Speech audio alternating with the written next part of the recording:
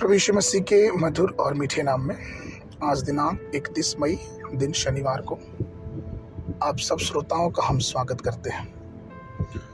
आज के दिन के लिए जो वचन है वो लिया गया है याकूब की पत्री उसका पहला अध्याय 8 पद। वचन कहता है, वो व्यक्ति दुचिता है और अपनी सारी बातों में चंचल है। प्रियो, आज का शीर्षक है दोहरे मन वाले।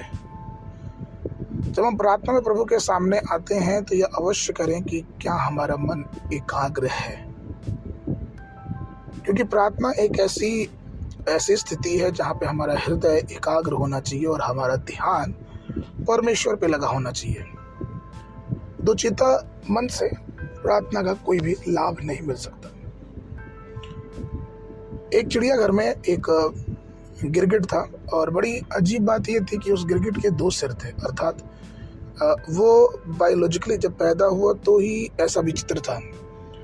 एक उसका पीछे की तरफ सिर था जिधर उसकी पूंछ थी और एक सिर जहाँ उसका सिर होता वहाँ पे था। ये दृश्य देखने के लिए लोग बहुत उत्साहित थे, लोग बड़े अच्छे से जाते उस चिड़ियाघर में उसको देखते। लेकिन हकीकत में जो था वो ये था कि वो गिरगिट के लिए वो दोनों सिर एक मौत का फंदा था, अर्थात उसका शरीर एक था लेकिन सिर एक होने की वजह से, 2 होने की वजह से वो कुछ भी काम नहीं कर पाता था। अर्थात अगर वो एक सिर उसका चलना चाहे और दूसरा सिर रुकना चाहे तो वो दोनों फिर एक दूसरे को खींचने लगते और इसमें उसे बड़ी दुविधा होती। उसको खाने पीने में भी दुविधा होती, उसको चलने में भी दुविधा होती। लेकिन ये लोगों के लिए बड़ी देखने वाली चीज़ थी। प्रियो, वैसे ही हमारा आत्मिक जीवन है। प्रार्थना के दौरान अगर हमारे जीवनों में किसी प्रकार की बातें आती हैं या फिर यूँ कहें कि हमारा ध्यान परमेश्वर से दुआ प्रार्थना से हटता है, तो हमें चाहिए प्रियो कि हम अपने प्रार्थना के जीवन को एकाग्र करें, क्योंकि ये बहुत ही जरूरी है।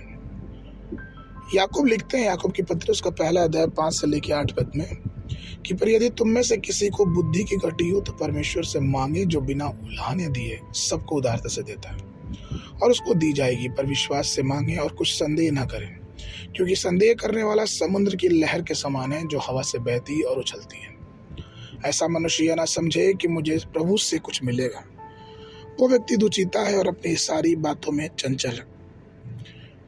तो प्रियो, ये प्रश्न उठता है कि कौन कौन सी बातें हमारे जीवन को दुचिता बना सकती हैं। तो ये हो सकता है या तो फिर आपका पारिवारिक माहौल, दूसरा हो सकता है कि आपके आसपास के लोगों के द्वारा बनाई गई बाधाएं, तीसरा हो सकता है कि आपका हृदय ही आपके लिए बड़ी दुविधा हो, और चौथा आपके जीवन का पाप जो आपके लिए दुविधा हो। कारण जो भी हो प्रियो, लेकिन आपको इस बात को ध्यान देना है कि अगर हम प्रभु से शक्ति मांगे और सामर्थ मांगे, परमेश्वर हमें अपनी सामर्थ से भरेगा और इस दुविधा से लड़ने के लिए मार्ग खोलेगा। इसलिए अपने जीवन के बातों को एकाग्र करें और परमेश्वर से मांगे, और परमेश्वर अपना अनुग्रह हमें देगा कि हमारे जीवन से दुचिता या फिर दोहरा मन खत्म होने पाए और हमारा पूरा का पूरा ध्यान परमेश्वर के साथ लगने वाला हो सके।